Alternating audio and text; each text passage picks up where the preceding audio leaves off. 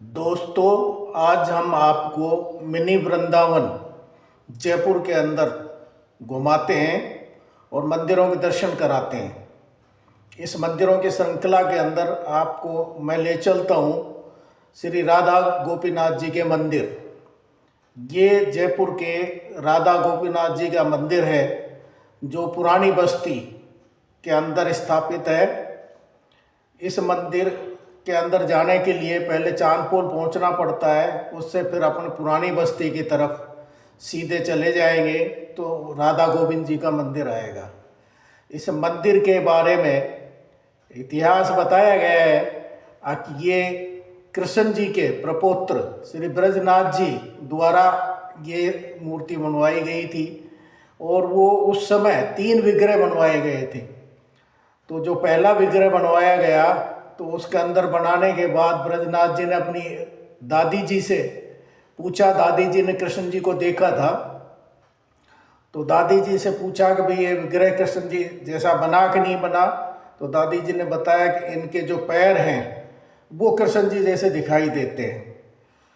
और फिर उन्होंने इस विग्रह के अलावा फिर दूसरा विग्रह बनाया। फिर दादी जी से उन्होंने पूछा कि ये कृष्ण जी जैसे विग्रह तैयार हुआ कि नहीं। तो दादी जी ने बताया कि ये वक्षस्थल और बाहु मतलब अर्थात कंधे से लेकर नीचे तक का जो भाग है वो कृष्ण जी जैसा दिखाई देता है।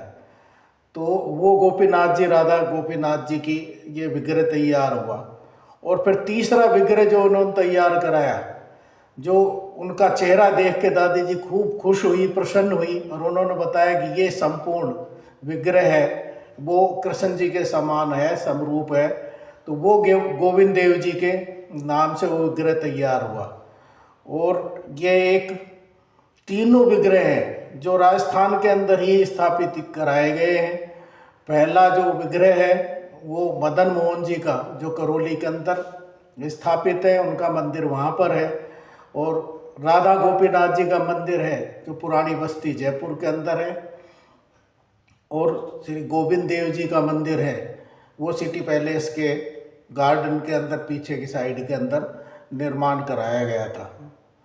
अब उस तात्कालिक समय के अंदर जब अंग्रेज़ों का शासन था, उससे पहले जब ये मुगलों ने हमला किया तो ये वृंदावन से तीनों मूर्तियां राजस्थान में लाई गई थी और तीनों ही राजस्थान में स्थापित की गई। तीनों का मंदिर राजस्थान में ही है। ऐसा कहा जाता है कि एक दिन में इन तीनों मंदिरों में इन विग्रहों का दर्शन यदि कर लिया जाए तो कष्ट कितना ही हो वो सब का समाधान हो जाता है मनुष्य का। इनके दर्शन करने के बाद फिर कोई मनुष्य को कष्ट नहीं रहता है।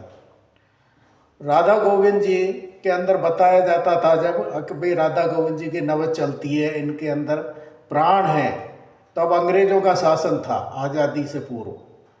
तो एक अंग्रेज के दिमाग में आया कि यार ये कैसे संभव है कि एक प्रतिमा के अंदर पल्स चलती हो, धड़कन चलती हो। तो वो अपने दिमाग के अंदर एक संशय लेके या खुरापाती दिमाग से सोचता हुआ वो राधे गोविंद जी के दर्शन करने आए। तो वो प्रथम दर्शन से ही उसका मस्तिष्क झुक गया उनके दर्शन करने के बाद ही। फिर भी वो दर्शन करने के बाद जो कलाई पर घड़ी बांध रखी थी, उस समय जो घड़ियां हैं वो बैटरी से नहीं चलती थी जो आजकल बैटरियों से चलती है। तो वो पहले चाबी से चलती थी या शरीर के धड़कन से चलती थी। तो जो धड़कन से चलने वाली घड़ी है उसने राधा गोविंद जी की कलाई के बांध दी। तो वो बांधते ही उसने देखा कि घड़ी चलने लग गई और बिल्कुल सही समय दे रही है। तो आश्चर्यचकित हुआ और वो नतमस्तक हो गया गोविंद जी के सामने और वो घड़ी वहीं पर गोविंद जी के लिए ही छोड़कर चला गया। तो वर्षों तक वो घड़ी चलती रही गोविंद जी के हाथ के अंदर और सही समय देती रही।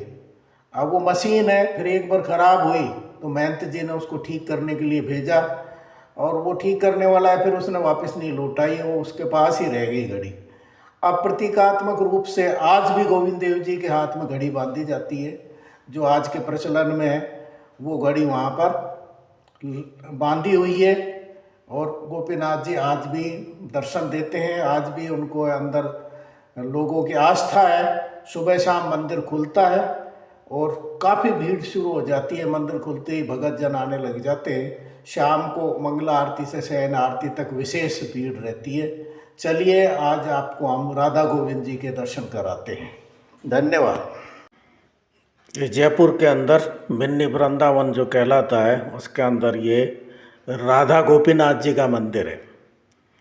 इस मंदिर के अंदर जैसे ही प्रथम द्वार के अंदर से प्रवेश कर कर अपन दूसरे द्वार को प्रवेश कर कर इस मुख्य चौक के अंदर जहाँ राधा गोविंद जी का विग्रह प्रकट है उसमें पहुंच जाते हैं। उससे पहले अपन बाईं साइड के अंदर ये भोलेनाथ जी का विग्रह है, उसका दर्शन करते हैं। ये मंदिर कितना सुंदर इस साइड में आप देख रहे हो, शीशों से जड़ावट करके कितना सुंदर बनाया हुआ है। आप इनकी दीवारों पे देखिए कितना सुंदर जड़ाई की हुई है। ऊपर सीलिंग के अंदर पिल्लरों पे, इन पे सब पे चारों तरफ बहुत सुंदर शीशों की जड़ाई की हुई है। ये मंदिर जैसे ही खुलता है, सुबह शाम दोनों समय खुलता है मंदिर, तो जैसे ही मंदिर खुलता है तो भक्तजनों की भीड़ होना शुरू हो जाता है, जिसमें सभी तरह के भक्त, महिला, पुरुष, बच्चे भगवान गोपीनाथ जी के दर्शनार्थ आते हैं। यहाँ उनके दर्शन कर कर अपना आत्ममंथन करते हैं, अपनी समस्याएं भगवान के सामने प्रकट करते हैं और उनसे आशीर्वाद लेते हैं।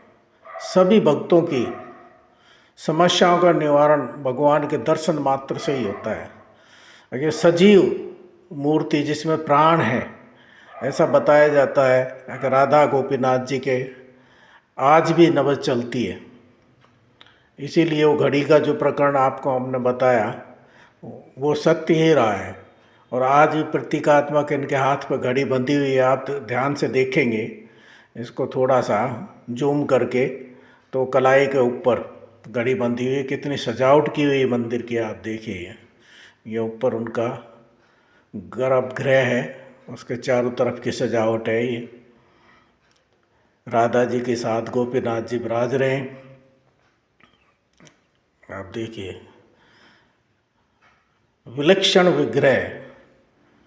इन तीन विग्रहों में से ये बीच वाला विग्रह है, प्रथम करौली में स्थापित है, मैंने बताया आपको। दूसरा विग्रह राधा गोपीनाथ जी का है जयपुर में, और तीसरा विग्रह गोविंद देव जी का, वो भी जयपुर में ही स्थापित है।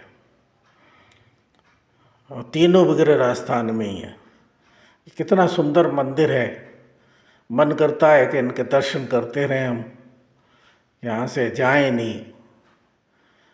और यहाँ पे जो कीर्तन होता है 30 दिन 12 महीना, महिलाएं मंडली है जो उसके अंदर सदस्य जुड़ते रहते हैं और 30 दिन कीर्तन चलता रहता है। वो कीर्तन की झलक भी मैं आपको अभी दिखाऊंगा।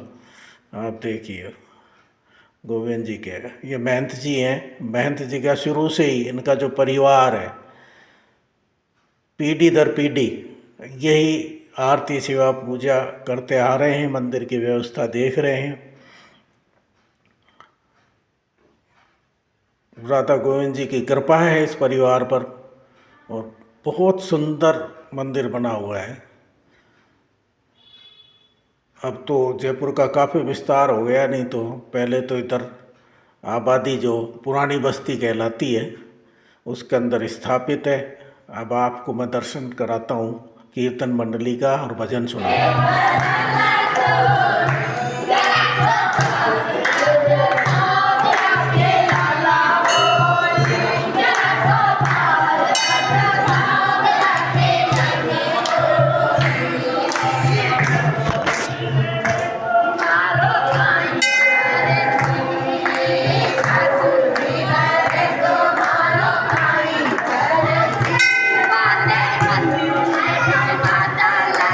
आपको ये वीडियो कैसा लगा आप कमेंट्स में बताइए। वीडियो को लाइक कीजिए, शेयर कीजिए और सब्सक्राइब कीजिए। वीडियो देखते रहिए और हमारा उत्साहवर्धन करते रहिए। धन्यवाद।